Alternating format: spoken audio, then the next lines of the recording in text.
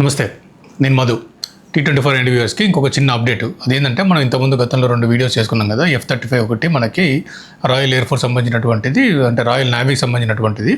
Royal vessel అంటే HMS vessel ఒకటి మనకి ఇండియన్ కోస్ట్ ఏరియాలో ఉన్నప్పుడు దాంట్లో ఉన్నటువంటి F-35 విమానము దానికి ఏదో ఎమర్జెన్సీ వచ్చి తిరువనంతపురం ల్యాండ్ కావడం జరిగింది.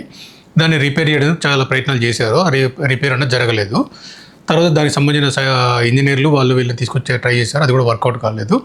యూకే నుంచి కన్సర్న్ టీం ఏదైతే F-35 రిపేర్ చేసే టీం ఉందో ఆ రిపేర్ టీం అన్నది వచ్చి మన ఇండియాకి వచ్చి తిరువనంతపురం స్టే చేసుకొని ఆ F-35 హ్యాంగర్లో పెట్టుకొని ఎక్కడైతే మెయింటెనెన్స్ అండ్ ఆపరేషన్ రూమ్ అని ఉంటుందో ఆ మెయింటెనెన్స్ అండ్ ఆపరేషన్ ఏరియాలో పెట్టుకొని, ఆ బే ఏరియాలో పెట్టుకొని అక్కడ దాన్ని రిపేర్ చేయడం జరిగింది అన్నట్టు.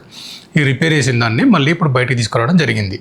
ఇదంతా పీరియడ్ ఎంత జరిగిందంటే మనకి జూన్ 14 తారీఖు వస్తే ఈ రోజున ఇది అంటే జూలై 21 తారీఖు 22 తారీఖు మనకి ఈ అంతా ఆపరేషన్ అనేది జరిగిందన్నట్టు. మొత్తం 37 రోజులు జరిగిందన్నట్టు. F-35 మన భారతదేశంలో 37 రోజులు అఫీషియల్గా మన దగ్గర ఒక రిపేర్ ప్రాబ్లం వల్ల ఉండిపోయింది అన్నది వాస్తవం.